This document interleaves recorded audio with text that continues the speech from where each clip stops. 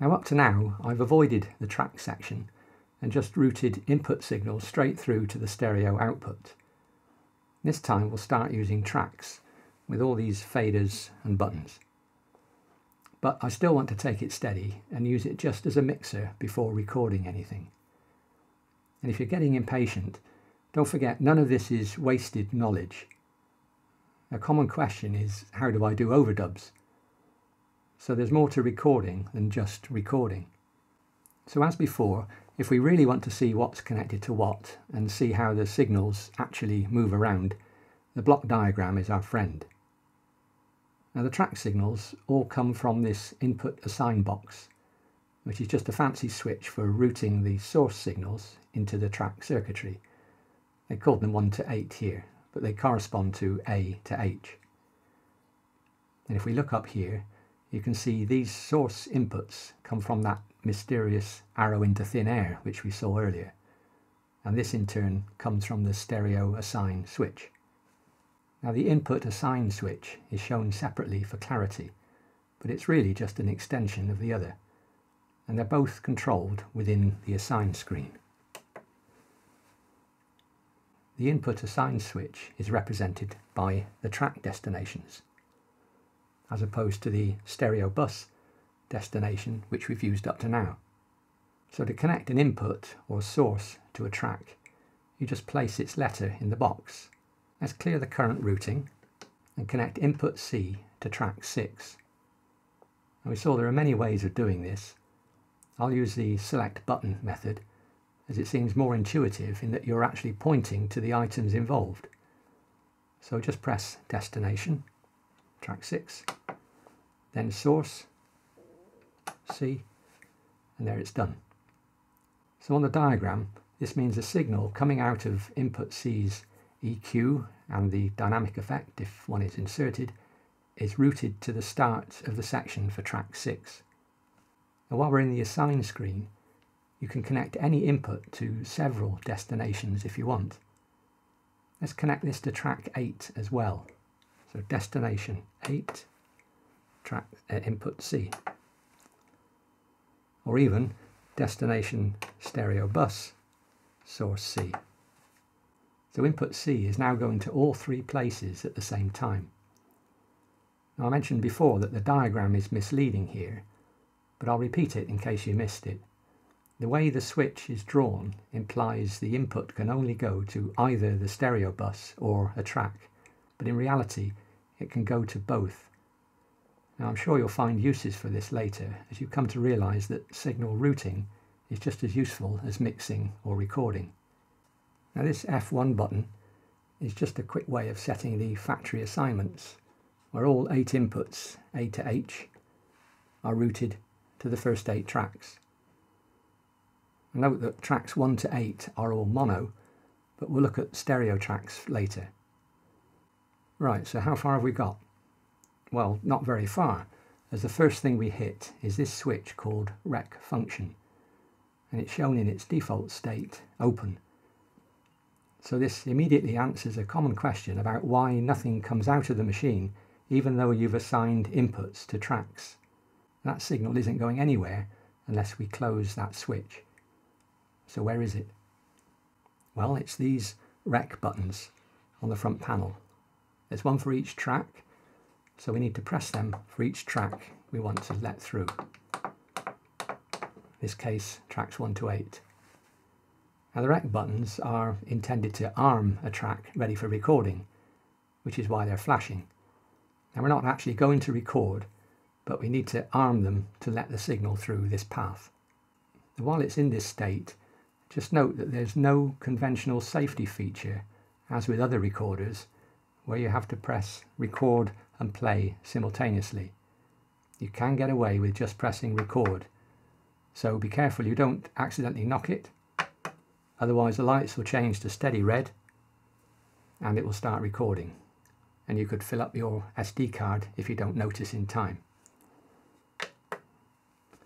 Now if the worst happens, you can undo this recording with the undo button. But this action will not release the space on the card unless you go into the song menu and delete unused. I'll just show you that now. Song. One of the options down here is delete unused. The reason it doesn't give the space back is because you can redo, you can undo the undo, and the recording will come back again. And by the way, if you want to know whether you've recorded anything or not, press the F1 timeline button and you'll see some solid coloured bars indicating that tracks have been recorded. If you press undo, they'll disappear. And you might also notice you cannot arm more than 8 tracks simultaneously, even if the same input goes to multiple tracks. There's nothing to do with mono or stereo. If we take these two out, we can do a stereo track. This counts as 2, these are 6, total 8. Now the limitation is due to how many tracks you can record simultaneously. Let's assign input A to lots of tracks and see what happens. We'll clear. We'll do source A on track 1, source A on track 2, and so on. So some stereo bus selections.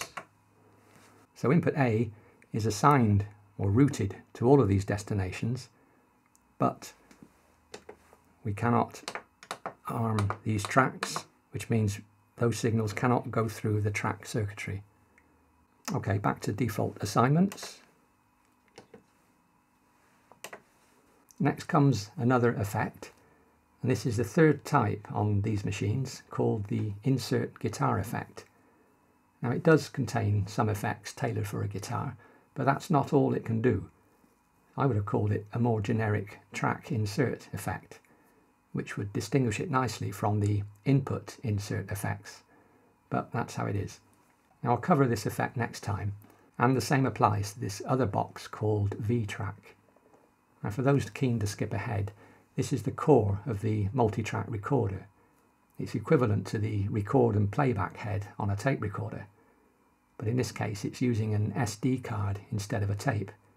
Now the signal skirts round the V-Track box and passes a metering point, this M box, so we should see some indication on the home screen meters.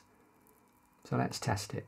Well, we've got 4 signals going into tracks 1 to 4 on this test. And there they are. Now note the meter bars only represent the signals from the inputs assigned to those particular tracks. And you can tell which input it is from the letter A to H along the bottom. And there's also a red box which matches the track's record arm button. So if it's not red, you won't see anything from the input on that meter bar.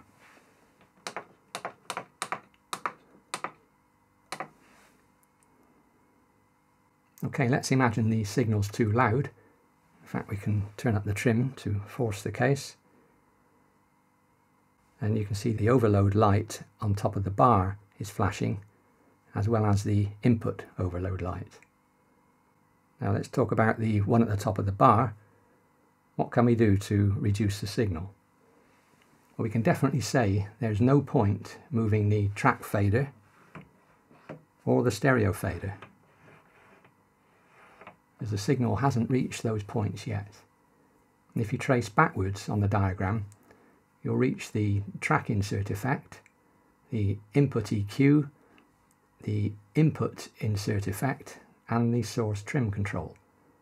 So these are the only things which can affect the level shown on these bars. Now this track overload light is separate to the input overload light. We saw these before, and these are shown as a cluster on the top, marked A to H. If those are flashing, the only thing you can do is turn down the trim or reduce the external signal. Right, moving on, we see another insert guitar effect. Now this is confusing, as it does not mean there's another effect here. It's just the diagram trying to show the effect can be used in 2 ways. One is on the input side of vTrack, in other words the recording path, and the other is on the output side of vTrack, which is the playback path. It can only be in one of those paths at any one time. So again, don't take the diagram too literally, and don't be afraid of drawing on it to make it clearer for you for future reference. Right, next is a phase control, and we saw one of these on each of the 8 inputs, and it does exactly the same thing. It inverts the phase. Now it is a separate control. In other words, you could invert the phase on the input and invert the phase on the track, and the two functions will cancel each other out. So if you've got phase problems, you may need to check in both places. Now if there's time, we'll have a bit of fun with these later. Now, like the phase in the input, you switch the track phase on or off in the mixer screen. But as you surely know by now, you have to select the required track first. So confirm the top right name is the name you want to change. There's the phase, on, off. Right, next up is a digital trim control, which is also only adjustable in the mixer screen. This one here. Now the only level control we've seen up to this point is the source trim. The input EQ and insert effects can also alter the signal level. So this trim is handy to reduce or boost the signal before it enters the next stage, which is the track EQ. If it's too loud, it could cause distortion. Now there's no equivalent control in the input path, so if you select an input, you'll see there's no trim. Right, now the path is looking very similar to the input path on its way to the stereo and the send buses. The main difference is that the level control is now a physical control on the front panel. It's these faders. There's one per track, so you can adjust them in parallel. There's the old trick of putting a pencil and adjusting them all. If you run out of fingers, you can group them together. I'll cover this later.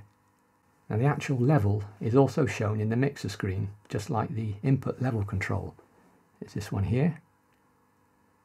But in this case, you cannot adjust it with the jog wheel. If you try and move the highlight, it skips over it. I mentioned grouping faders together. So how is this done? Conventional hardware mixers usually have separate faders dedicated for each group, and they can also have multiple groups. This machine has a few compromises, with some of the controls having many functions, so it can be a bit confusing initially.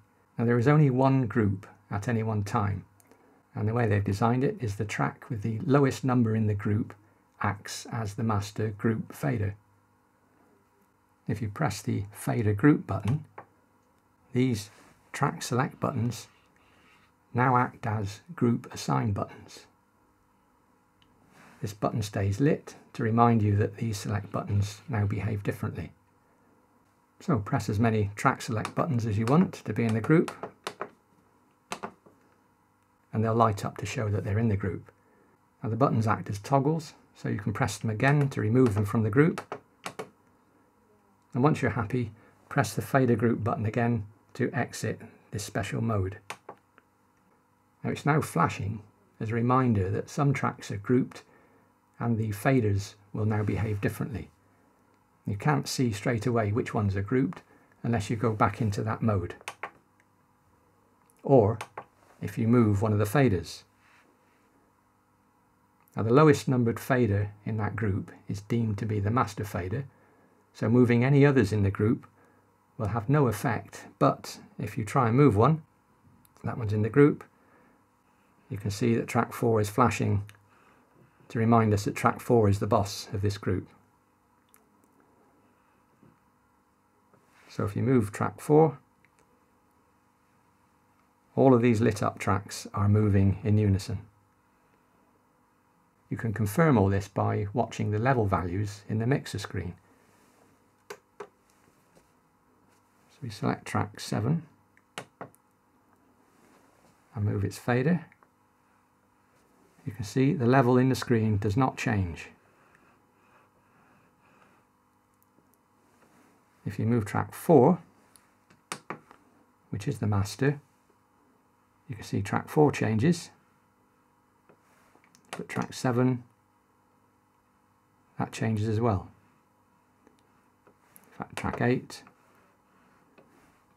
track 9 and 10, stereo track, that's moving as well. And to ungroup tracks, just press the fader button again and deselect, or add some different ones if you want, and press fader group again. We knock them all off, say I forget one. The light stays flashing if there are any tracks left in the group, even if it's only a single track. Now, another downside of not having motorized faders is that the slave faders in the group will very likely get out of sync. Their levels are changing, we saw that in the mixer screen, but you're not physically moving them. So whenever you take the faders out of a group, there may well be a jump in volume when you next move these faders and the level resynchronizes. And that could be at any time in the future, so just be careful. Okay, we've nearly done, but there are two other new things in the track path which we didn't see in the input path. These mute and solo switches. So we'll just have a quick look at these. Now each track has its own mute light on the front panel, but there are no obvious mute buttons and there's no mention of solos at all. So what's the trick? Well, just like the fader group button, these mute and solo buttons also change the behaviour of the track buttons and lights. And the mute button is the simplest one. You press it to enter mute setting mode and it stays lit to remind you that the buttons now behave differently. And in this case, the rec buttons are the mute toggles. And the mute lights do what they say and show you which tracks are muted. When you come out of mute setting mode, they stay muted and you can always see the status. Now the solo button is different. It's similar to the mute system in that you press it and you can use the rec buttons to say which tracks are soloed. And in this case the mute lights change to be solo lights. But the main difference is as soon as you've pressed this solo button, solo mode is engaged. And the tracks are immediately soloed depending on which ones you've got soloed. And this can be a little bit disconcerting the first time round, because if you have nothing soloed, as soon as you press the solo button, everything goes quiet. But it does remember which tracks are soloed. You come out of solo mode, go back in, it's remembered that these two are soloed. So you cannot see up front which tracks are soloed unless you go into solo mode. Okay, that's the track path pretty well done. The send system is exactly as before, so you know all about pre and post and send levels. And the track sends just join the send 1 and send 2 buses, so they're mixed with any input sends, and they both end up on the send sockets on the back of the machine, and send 1 only goes to the internal send effect, all covered before. Now one slight difference is that the mute and solo switches also affect the track's send signal. If you mute the track, you mute the send. And this makes sense, as you wouldn't normally want your send effect responding to a track if you've muted it or soloed a different track. Right, let's finish by trying a few things with real inputs. First, we need to allow the mix to reach the stereo output, so we need the stereo fader up.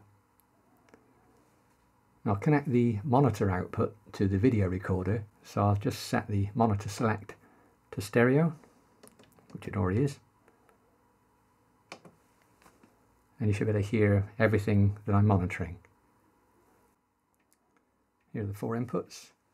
A preamp signal from an acoustic guitar.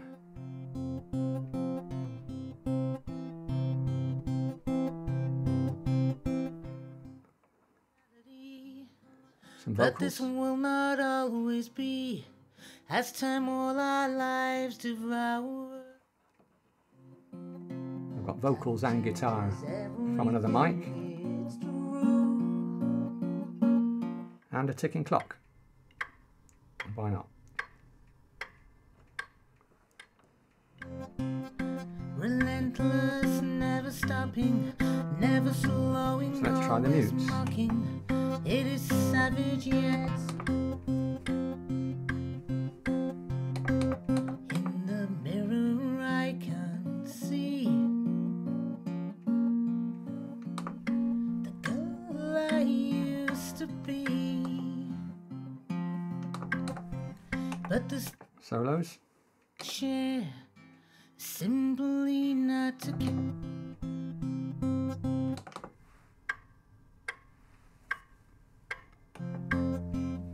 Seems so long ago since last I held your Try the fader groups. You said you had to go. I held back all my tears and said I understand, but I cannot just look back. So let's try some reverb on the vocals. Just look back We go to mixer, on what has gone. make sure we're selected track 2, before. send 1, set to My post, life would ebb away. turn the effect level Precious up, seconds or every send level up day. rather, I master can't up, do this anymore. go to effects, We must select all your move type of effect, ever on. turn it on, and make sure the return level is Face turned our up. demons, fight our fears. As we walk our one-way street, what adventures might we meet through the passing of the years? As we walk our one-way street, what adventures might we meet through the passing of the years?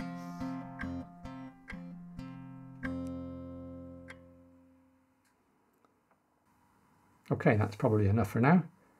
I'll use the next one to mop up a few points while we're still in mixer mode, then take a look at the insert guitar effect, and then finally we should be able to record something. That's the plan anyway. So thanks for watching, and also many thanks to all of you for the support and kind words of encouragement. I never expected so much interest in these machines, but it's much appreciated. So see you next time.